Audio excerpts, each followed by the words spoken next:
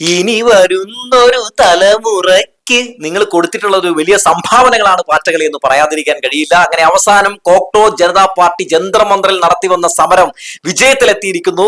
അവസാനം ഹിറ്റടിച്ച് തുരത്തിയിരിക്കുന്നു കേന്ദ്ര വിദ്യാഭ്യാസ മന്ത്രി ധർമ്മേന്ദ്ര പ്രധാനെ എന്ന് പറഞ്ഞു വെക്കട്ടെ. വളരെ സന്തോഷകരമായിട്ടുള്ള വാർത്ത. ഈ രാജ്യത്തെ ജനങ്ങളെല്ലാം കാത്തിരുന്ന നിമിഷം ഇതൊരു ഐതിഹാസിക വിജയമാണ് കോക്രോച്ച് ജനതാ പാർട്ടിയുടേതെന്ന് പറയാതിരിക്കാൻ കഴിയില്ല. അങ്ങനെ അവസാനം മടക്കിയിരിക്കുന്നു കേന്ദ്ര സർക്കാർ ഈ യൂത്തിന്റെ മുമ്പിൽ, യുവാക്കളുടെ മുമ്പിൽ, പാറ്റകളുടെ മുമ്പിൽ. ഒന്ന് ആലോചിച്ച് നോക്കൂ.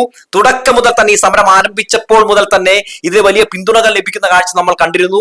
ആ പിന്തുണകൾ ലഭിക്കുന്ന സമയത്ത് തന്നെ എല്ലാവരും ഒരേ സ്വരത്തിൽ പറഞ്ഞിരുന്നത് വെറുതെ അവിടെ സമരം ചെയ്ത് റീൽസ് എടുത്ത് ഫോട്ടോഷൂട്ട് നടത്താൻ വേണ്ടി വന്നിരിക്കുന്നവരല്ല. അവർ മന്ത്രിയുടെ രാജിവെപ്പിക്കാനും നീതി നടപ്പിലാക്കി കൊടുക്കാനും വേണ്ടി വന്നിട്ടുള്ള യുവാക്കളാണെന്ന് നമ്മൾ നേരത്തെ പറഞ്ഞിരിക്കുന്നു. ഇവർ അങ്ങനെയൊന്നും പോകുന്നവരല്ല ഈ പാറ്റകൾ എന്ന് അവസാനം കേന്ദ്ര സർക്കാരിന് മനസ്സിലായിരിക്കുന്നു. അങ്ങനെ അവസാനം കോക്രോച്ച് ജനതാ പാർട്ടിയുടെ മുമ്പിൽ മുട്ടുകുത്തുമ്പോൾ, കേന്ദ്ര സർക്കാരും നരേന്ദ്രമോദിയും ധർമ്മേന്ദ്ര പ്രധാനും ഒക്കെ മുട്ടുകുത്തുമ്പോൾ ചിലതൊക്കെ പറയേണ്ടതുണ്ട്, ചിലതൊക്കെ ചൂണ്ടിക്കാണിക്കേണ്ടതുണ്ട്, ചില ആളുകളുടെ നിലപാടുകൾ എടുത്തെടുത്ത് പറയേണ്ടതുണ്ട് എന്ന് പറഞ്ഞു വെക്കുകയാണ്. ആദ്യം തന്നെ നമുക്ക് കോക്രോച്ച് ജനതാ പാർട്ടിയുടെ സ്ഥാപകനായിട്ടുള്ള അഭിജിത് ദീപ്കയുടെ ഈ നിമിഷത്തിലെ പ്രതികരണം ഒന്ന് നോക്കാം. അദ്ദേഹം ഇങ്ങനെയാണ് പറഞ്ഞത്: ഒടുവിൽ ധർമ്മേന്ദ്ര പ്രധാൻ രാജിവെച്ചിരിക്കുന്നു. സർക്കാരിന്റെ നിലപാടുകൾക്ക് മുന്നിൽ വഴങ്ങാൻ തയ്യാറാകാത്ത ജനങ്ങളുടെ മുന്നിൽ ഈ ഭരണകൂടത്തിന് മുട്ടുമടക്കേണ്ടി വന്നതിന്റെ തെളിവാണ് ഈ രാജി. ജനാധിപത്യ സംവിധാനത്തിൽ ആരും ഭയപ്പെടേണ്ടതില്ലെന്ന സന്ദേശമാണിതെന്നാണ് അദ്ദേഹം പറഞ്ഞിട്ടുള്ളത്. വലിയ ആഘോഷം ജന്തർ മന്ദിറിൽ നടന്നുകൊണ്ടിരിക്കുകയാണ്. ഒന്ന് ആലോചിച്ച് നോക്കൂ. കഴിഞ്ഞ കുറച്ച് ദിവസങ്ങൾ എന്താണ് നമ്മൾ കണ്ടത്? അതായത് യുവാക്കളെ, അതായത് ഈ മന്ത്രിയുടെ രാജി ആവശ്യപ്പെട്ടുകൊണ്ട് അവിടെ സമരം നടത്തിയ യുവാക്കളുടെ തലതല്ലി പൊളിക്കുന്ന ഒരു സർക്കാരിനെ നമ്മൾ കണ്ടു അല്ലേ? പലരെയും അടിച്ച് പല രീതിയിൽ മർദ്ദിച്ച് അവശരാക്കുന്ന ഒരു സർക്കാരിനെ നമ്മൾ കണ്ടുവല്ലേ? അങ്ങനെ ചോര ഒലിപ്പിച്ച് നിൽക്കുന്ന ഒരു വലിയ യുവജനത്തെ നമ്മൾ ജന്തർ മന്ദിറിൽ കണ്ടു എന്നുള്ളതാണ്. എന്തിനു വേണ്ടിയാണ് അവർ അവിടെ സമരം നടത്തിയത്? അതായത് നീറ്റ് പരീക്ഷ പേപ്പർ ചോർച്ചയും അതുപോലെ തന്നെ CBSE +2 പരീക്ഷയിൽ ഉണ്ടായ ഗുരുതര വീഴ്ചയുമായി ബന്ധപ്പെട്ടുകൊണ്ട് കേന്ദ്ര വിദ്യാഭ്യാസ മന്ത്രി അദ്ദേഹം അവിടെ ഇരിക്കാൻ ഇനി യോഗ്യനല്ല, അതുകൊണ്ട് അദ്ദേഹം രാജിവെക്കണമെന്ന് ആവശ്യപ്പെട്ടുകൊണ്ടല്ലേ, ന്യായമായ ഒരു ആവശ്യം ഉന്നയിച്ചുകൊണ്ടല്ലേ ഈ നാട്ടിലെ യുവാക്കൾ ഒറ്റക്കെട്ടായി ഈ പാർട്ടികളൊക്കെ അവിടെ സമരം നടത്തിയത്. എന്നാൽ എന്താണ് കേന്ദ്ര സർക്കാർ ചെയ്തത്? നെയിം ബോർഡ് പോലും ഇല്ലാത്ത ആളുകൾ പോലീസുകാരാണെന്ന് വന്ന് പറഞ്ഞ് ഈ പാവങ്ങളെ അടിച്ച് തല്ലി തകർക്കുന്ന കാഴ്ച നമ്മൾ കണ്ടില്ലേ? അങ്ങനെ നിരവധി സംഭവങ്ങൾ നമ്മൾ അവിടെ നിന്ന് കാണുന്ന സാഹചര്യം ഉണ്ടായി. ഇവിടെ നമ്മൾ മനസ്സിലാക്കേണ്ട മറ്റൊരു കാര്യം കൂടിയുണ്ട്. എന്താണ്?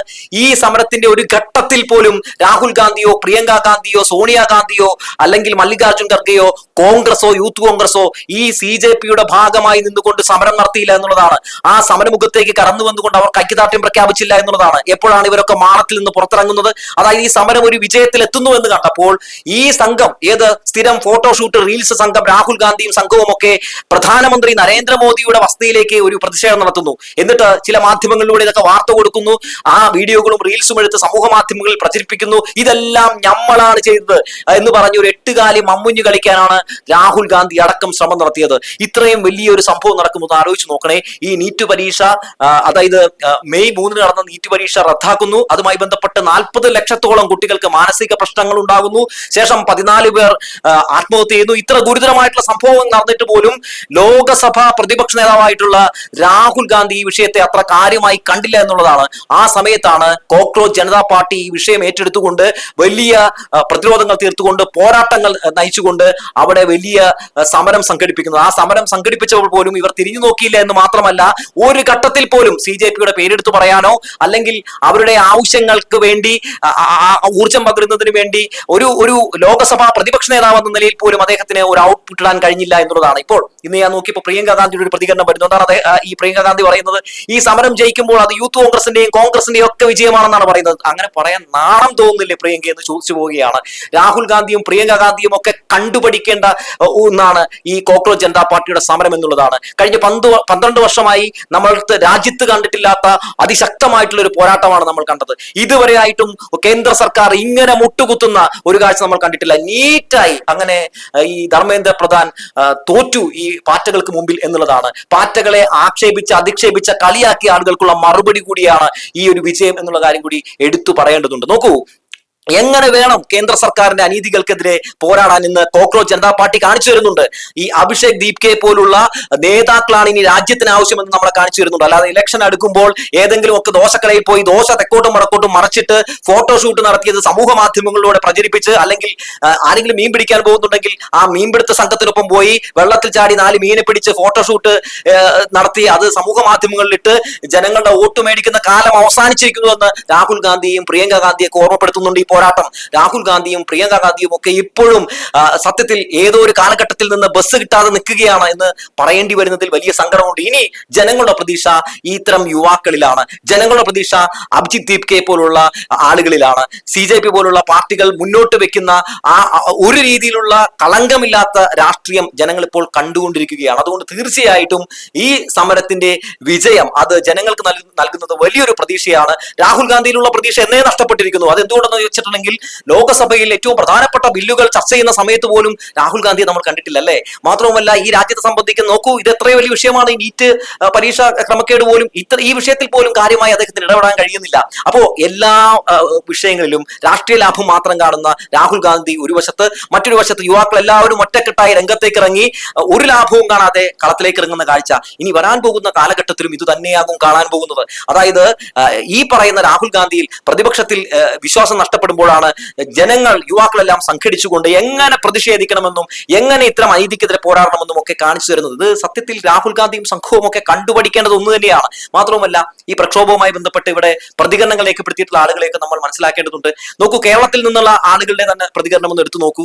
ഇവിടെ മമ്മൂട്ടി പ്രതികരണം രേഖപ്പെടുത്തുന്നുണ്ട്, മോഹൻലാലിന്റെ പ്രതികരണം രേഖപ്പെടുത്താൻ കഴിയാതെ പോകുന്നു. പൃഥ്വിരാജും ടോവിനോ തോമസും അതുപോലെ തന്നെ മഞ്ജു വാര്യരും രഞ്ജിനി ഹരിദാസും അടക്കമുള്ള ആളുകളൊക്കെ, അങ്ങനെ നിരവധി ആളുകൾ പ്രതികരണങ്ങൾ രേഖപ്പെടുത്തുമ്പോൾ പ്രതികരണങ്ങൾ രേഖപ്പെടുത്താതെ പോയ ആളുകളെ നിങ്ങൾ മറന്നു പോകരുതെന്ന് ഓർമ്മപ്പെടുത്തുകയാണ്. നോക്കൂ, ഒരു വിഷയം സംഭവിക്കുമ്പോൾ, ഒരു സംഭവം ഉണ്ടാകുമ്പോൾ ഒന്നും നോക്കാതെ, യാതൊരു രീതിയിലുള്ള ഇനി മുന്നോട്ട് പോകുമ്പോൾ പ്രതിസന്ധികൾ ഉണ്ടാകുമോ എന്ന് പോലും നോക്കാതെ ഈ നാടിനൊപ്പം, ഈ രാജ്യത്തിനൊപ്പം നിലയുറച്ചു നിന്നവരാണ് ഈ വിഷയവുമായി ബന്ധപ്പെട്ട് നിലപാട് പറഞ്ഞവരെന്ന് പറഞ്ഞു വെക്കുകയാണ്. സമൂഹ മാധ്യമങ്ങളിലൊക്കെ പല രീതിയിൽ ഈ കോക്രോച്ച് ജനതാ പാർട്ടിയെ തുരത്താൻ, ഇതിനെ തകർക്കാൻ വേണ്ടി പല ആന്റി നാഷണലിസ്റ്റ് പല ചാനലുകളും ഒക്കെ പല ശ്രമങ്ങൾ നടത്തിയപ്പോഴും ഒക്കെ അതിനെയൊക്കെ ചെറുത്ത് തോൽപ്പിച്ചു, അല്ലെ? മാത്രവുമല്ല ഇവിടെ ദേശീയ മാധ്യമങ്ങളൊക്കെ ഈ സമരത്തെ തുടക്കം മുതൽ തന്നെ ഒന്ന് പ്രൊമോട്ട് ചെയ്യാനും ജനങ്ങളിലേക്കൊക്കെ എത്തിക്കാനും ഒക്കെ എന്ത് ബുദ്ധിമുട്ടാണ് കാണിച്ചത്. പക്ഷേ അവിടെയാണ് കേരളത്തിലെ പല മാധ്യമങ്ങൾ വലിയ രീതിയിൽ തന്നെ ഈ സമരത്തിന് ഒരു പ്രാധാന്യം നൽകിക്കൊണ്ട് ജനങ്ങളിലേക്ക് എത്തിക്കാൻ വേണ്ടി ശ്രമം നടത്തി. ഇൻസ്റ്റാഗ്രാമിലും അതുപോലെ തന്നെ സമൂഹ മാധ്യമങ്ങളിലെ പല പ്ലാറ്റ്ഫോമുകൾ വഴിയും കോക്രോച്ച് ജനതാ പാർട്ടി ഈ ഒരു സമരത്തെ ജനങ്ങളിലേക്ക് എത്തിച്ചപ്പോൾ ജനങ്ങളുടെ വലിയ രീതിയിലുള്ള ഒരു പിന്തുണ ഇവർക്ക് ലഭിച്ചു എന്നുള്ളതാണ്.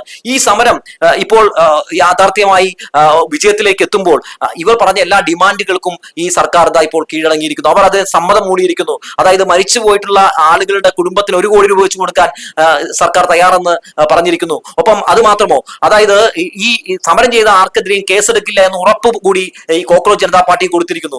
നോക്കൂ, ഈ സമരവുമായി ബന്ധപ്പെട്ടുകൊണ്ട് ഇന്നലേക്ക് നടന്ന ചർച്ചയിൽ രാജി ഒഴിച്ച് ബാക്കി എന്തും നമുക്ക് സമ്മതിക്കാം എന്ന നിലപാട് സ്വീകരിച്ചപ്പോഴും രാജി വെച്ചാൽ മാത്രമേ ഞങ്ങൾ മടങ്ങിപ്പോകൂ എന്ന നിലപാടാണ് CJP സ്വീകരിച്ചത്. അങ്ങനെ CJP നിലപാട് സ്വീകരിച്ചു.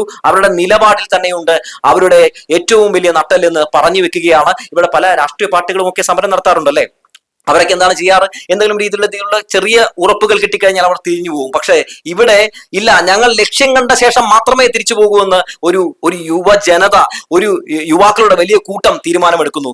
ഈ വിജയം CJPയുടെ വിജയമാണ്, SFIയുടെ വിജയമാണ്, ഇടത് യുവജന സംഘടനകളുടെ വിജയമാണ്. അതുകൊണ്ട് ഇത്തരം സമരങ്ങൾ നടക്കുമ്പോൾ കുറച്ചുകൂടിയൊക്കെ ഈ രാഹുൽ ഗാന്ധിയുടെ യുവജന സംഘടനകളും ഒക്കെ ഇത്തരം ആളുകൾക്കൊപ്പം നിൽക്കാൻ ഇനി പഠിക്കണമെന്ന് പറഞ്ഞു വെക്കുകയാണ്. അല്ലെങ്കിൽ നിങ്ങളും കേന്ദ്ര സർക്കാരിനൊപ്പമാണ്, മോദിക്കൊപ്പമാണെന്നൊക്കെ ആരെങ്കിലും പറഞ്ഞാൽ തെറ്റു പറയാൻ പറ്റില്ല. ഒരുപക്ഷെ ഞാൻ പറഞ്ഞ ഈ വിഷയങ്ങളുമായി ബന്ധപ്പെട്ട് ഇത് കേൾക്കുന്ന പലർക്കും ഭിന്നമായിട്ടുള്ള അഭിപ്രായങ്ങളും രാഹുൽ ഗാന്ധി ഫാൻസ് അസോസിയേഷനൊക്കെ വലിയ രീതിയിലുള്ള ദേഷ്യവും ഒക്കെ എന്നോടുണ്ടാകും. പക്ഷേ പറയാനുള്ളത് പറയുക തന്നെ ചെയ്യും എന്ന് പറഞ്ഞു വെച്ചുകൊണ്ട് നിർത്തട്ടെ.